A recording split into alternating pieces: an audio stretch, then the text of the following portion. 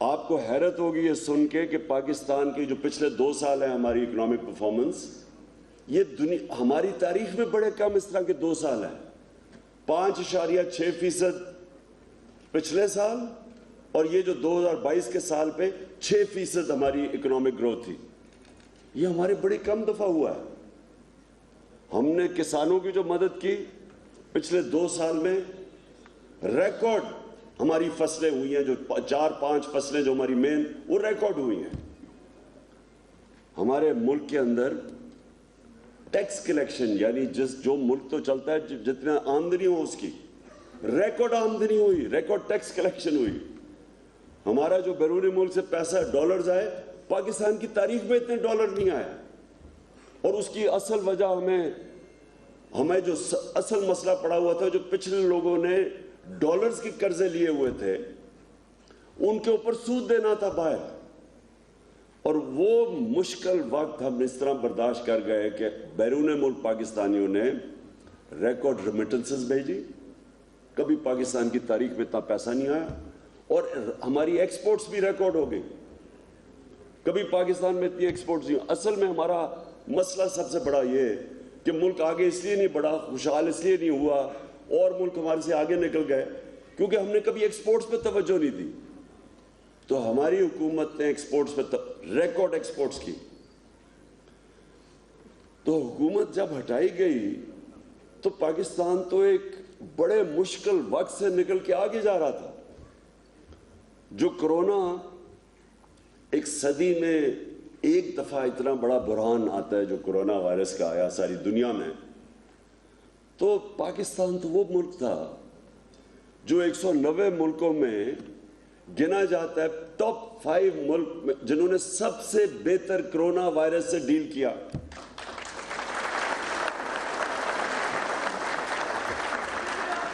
یہ ہم نہیں کہہ رہے، ایک منٹ ابھی نہیں، ہم نہیں یہ کہہ رہے۔ جو اکانومسٹ میگزین تھی اس نے جو ایویلیویشن کی، اس میں اس نے پاکستان کو ٹاپ 5 ملکوں میں رکھا جنہوں نے اپنے لوگوں کو کرونا سے بھی بچایا، اپنی معیشت کو بھی بچا لیا، اور پھر اپنے غریب لوگوں کو بچایا۔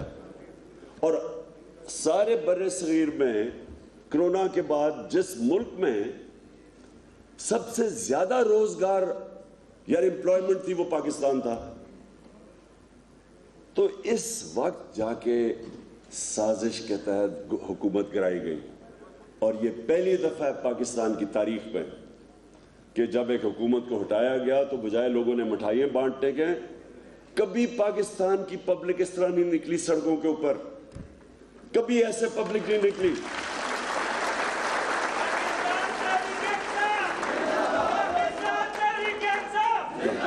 اور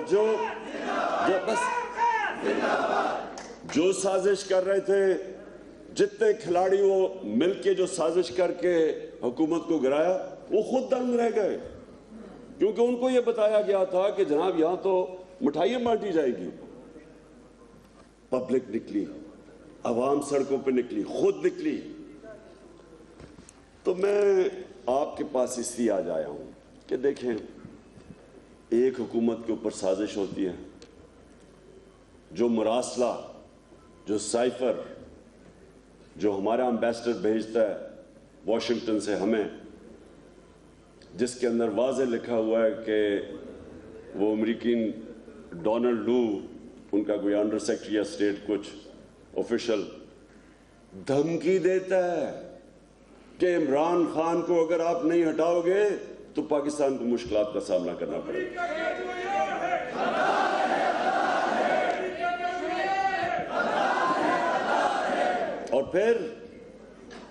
اور پھر کہتا ہے کہ اگر تم نے اس کو ہٹا دیا نو کانفیڈنس کے تحت تو ہم پاکستان کو معاف کر دیں گے۔ تو یہ میں اب ادھر سے میں آپ سب کے سامنے اس لیے یہ کہتا ہوں کہ میں نے تو دنیا دیکھی ہوئی ہے، میں جو انگلینڈ برٹش سسٹم سارا دیکھا ہوا ہے، میں تو وہاں جانتا ہوں کہ ان کی کیا ملکوں کی فارن پالیسی کیا ہوتی ہے۔ کسی ملک کی جرت ہے کہ آفیشل میٹنگ تھی یہ یہ انآفیشیل میٹنگ نہیں تھی, نوٹ ٹیکر سے دونوں طرف منٹس تھے. جو مراسلہ ہے وہ آفیشیل میٹنگ کا ہے. تو جب میں وہ دیکھتا ہوں تو آپ سوچیں کہ میں دیکھ رہا ہوں کہ پرائم منسٹر تو میں ہوں, چیف ایگزیکٹو تو ملک کا میں ہوں, تو یہ کس کو کہہ رہا ہے کہ اس عمران خان کو ہٹا دو؟ تو بہرحال میں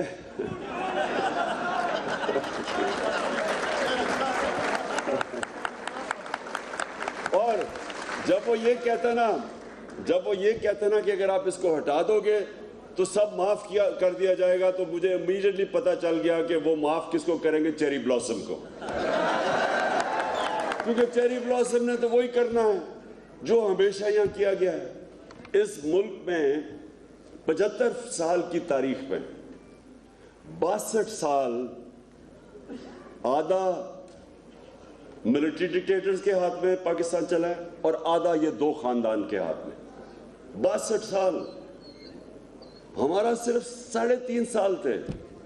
تو 3.5 سال میں ان کو کیا مسئلہ بنا؟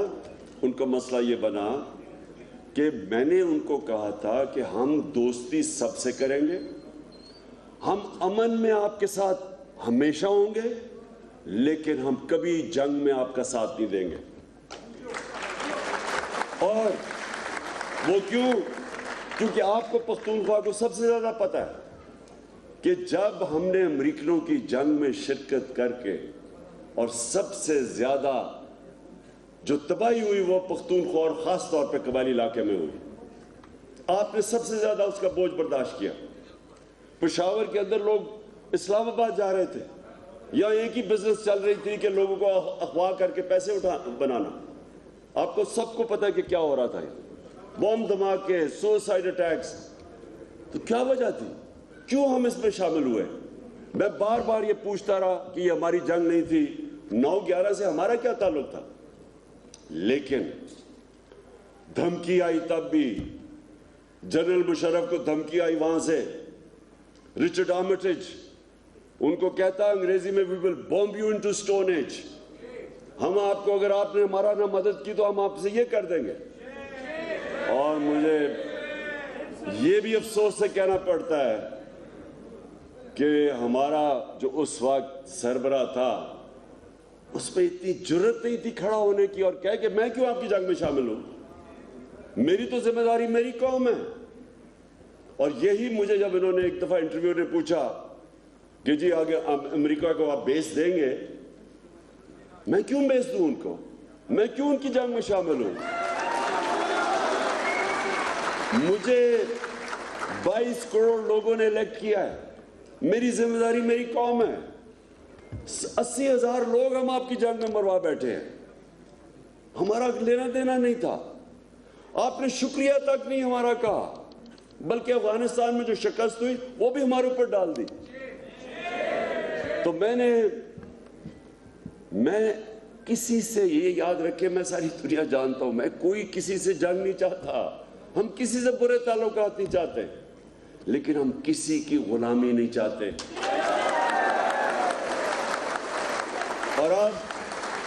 اور اب آپ کو پتا چلنا چاہیے کہ غلامی کی آپ کو کتنی بڑی قیمت اٹھانی پڑی. پہلے ایک منٹ, ابھی نہیں.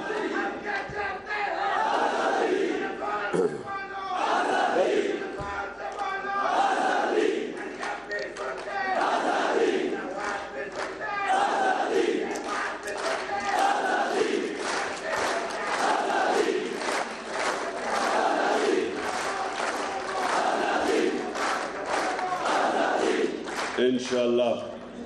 اب میں نے آپ نے میری اب بات سننی ہے, میں اب آپ کو کیا کہنے کی کوشش کروں گا. دیکھیں, ہمارے ساتھ ہندوستان آزاد ہوا, ہمارے ساتھ ہی آزاد ہوا. اب میں آپ کو فرق بتاتا ہوں کہ غلام فورن پالیسی اور آزاد فورن پالیسی میں کیا فرق ہوتا ہے.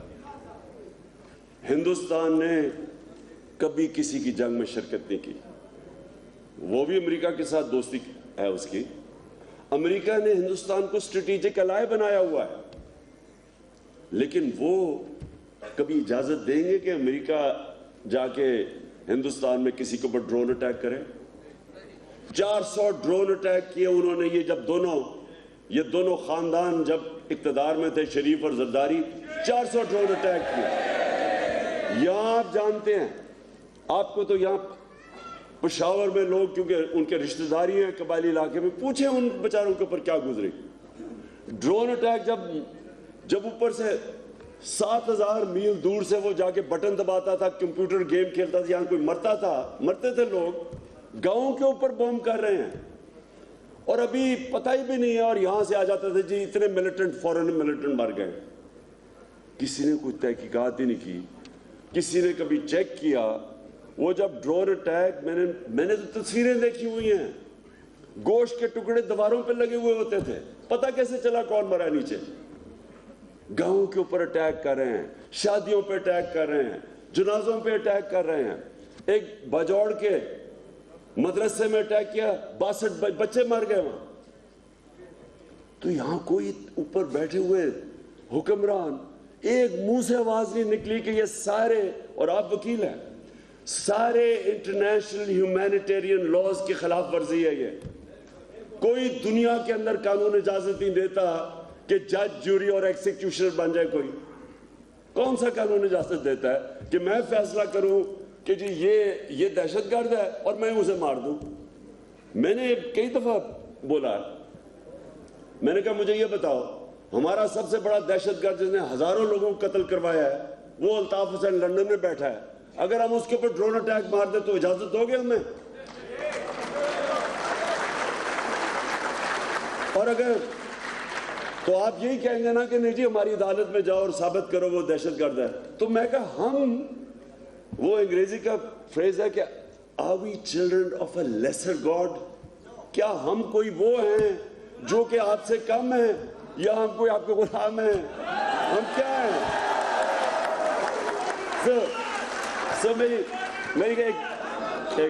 سنیں ذرا، یہ بڑا امپورٹنٹ ہے کیونکہ میں چاہ رہا ہوں اس کے بعد کہ میری وکلا کمیونٹی کھڑی ہو میرے ساتھ. اور اس لیے دیکھیں میری بات سنیں. اب آپ کو میں بتاتا ہوں کہ ایک تو یہ کہ اب وہ ابھی نہیں میں ختم کر لوں. دیکھیں سنیں میری بات، یہ ضروری ہے آپ کے لیے کیونکہ میں خاص آپ کو پیغام دینے آیا ہوں، اور پھر جو میں اپنا اگلا لائے ملا اس کی تیاری آپ کو کروانے آیا ہوں. دیکھیں، ایک تو جنگ میں 80,000 لوگ برباد بیٹھے، قبائلی علاقہ تباہ ہو گیا، $100 ارب سے اوپر اس قوم کے پیسہ چلا گیا، انویسٹرز نہیں آتے تھے، روپیہ ہمارا آدھا ہو گیا. یعنی روپے جو اسی دور میں ہماری کرنسی آدھی ہو گئی، اس کی قیمت اس کا ویلیو آدھا ہو گیا. کسی نے ہمیں شکریہ نہیں کیا کیونکہ اوپر غلام بیٹھے ہوئے تھے، وہ پہلے گرے ہوئے تھے پیروں میں. کسی نے پروٹیسٹ نہیں کیا. میں اکیلا، آپ کو یاد ہوگا میں نے دھرنے دیے، میں نے نیٹو کا سپلائی بلاک کیا ڈرونز کے اوپر، میں نے وزیرستان مارچ کی. ایک دفعہ ان دونوں غلاموں سے، یہ جو پیسے کے غلام ہیں، انہوں نے ایک دفعہ اس کے خلاف بات نہیں کی. اسی لیے ان کو پھر سے لے کے آئے ہیں کیونکہ انہوں نے ہر بات ان کی ماننی ہے. اب میں روس گیا، وہاں جا کے ہم نے کیا کہ 30% کم پہ وہ ہمیں تیل دینے کے لیے تیار تھے، اور ہم نے سے گندم لینی تھی کیونکہ ہمیں 30 لاکھ ٹن گندم اور لینی ہے. ہندوستان نے اسٹریٹجک ایلائی ہے، امریکہ کا اسٹریٹجک ایلائی ہے، کوڈ کا حصہ ہے. تو ہندوستان جو کوڈ کا حصہ ہے وہ سستا تیل منگوا رہا ہے روس سے، اور اس نے 25 روپے اپنے تیل کی قیمت کم کر دی ہے، پٹرول کی اور فضل الرحمان کی قیمت کم کر دی ہے.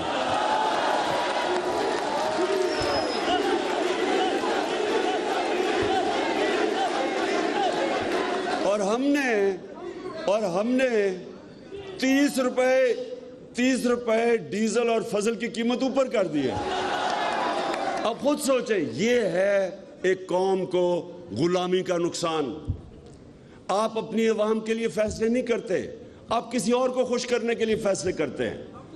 اس لیے یہ بڑا ضروری ہے آپ کے لیے کہ آج آپ ایک ڈیفائننگ مومنٹ پہ بیٹھے ہیں. سازش کر کے وہ اپنے لوگ اوپر لا کے بٹھا دیے ہیں.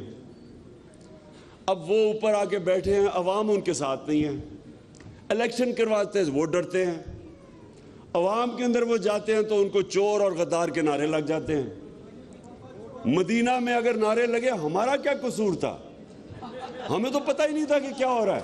ہم نے تو شب دعا کی ہوئی تھی اس دن رات کو. ہمیں تو سوشل میڈیا میں پتہ چلا کہ ان کو وہاں نعرے لگ گئے ہیں. یعنی اس سے بھی زیادہ اللہ کی کیا لعنت ہوگی کہ آپ کو مدینہ میں آپ کو لوگوں نے نعرے لگا دیے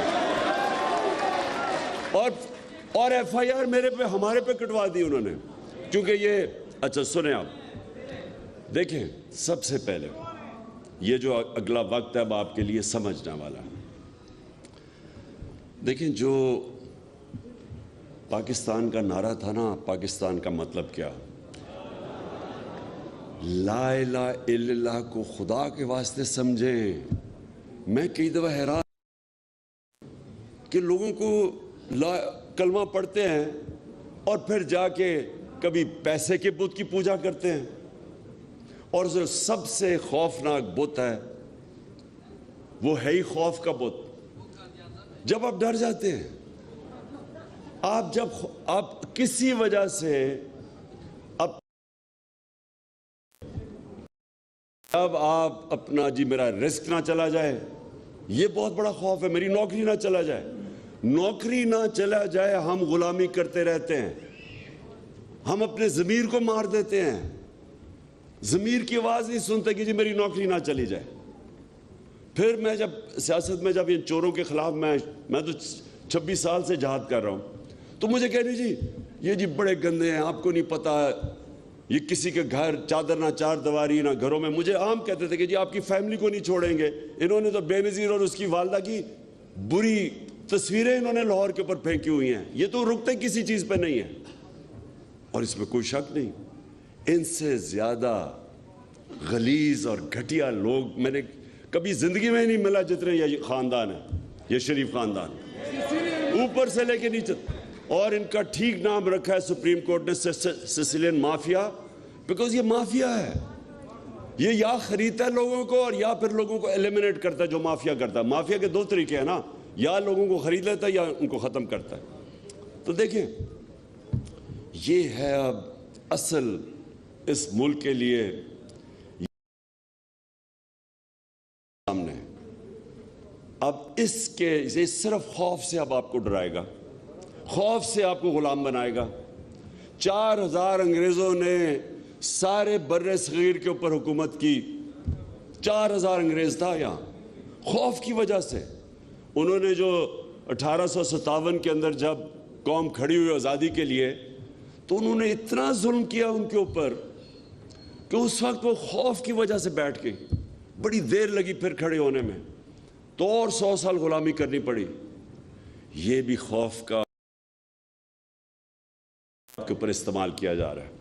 یہ جو پیچھے شارٹس ہیں لوگوں کے آپ دیکھ رہے ہیں, میں نے آپ کے ساتھ وکلا کے ساتھ میں نے مشرف کے جو وکلا تحریک جو آزاد عدلیہ کی تحریک تھی, اس میں میں نے شرکت کی پوری. مجھے جیل میں بھی ڈالا گیا 8 دن. میں آپ کو یقین سے کہتا ہوں کہ کسی وہ قریب بھی نہیں آتی جو بربریت انہوں نے کی ہے, جو ظلم انہوں نے کیا ہے. مشرف کی ڈکٹیٹرشپ میں جب وہ تحریک چل رہی تھی, میں نے نہیں یہ دیکھا.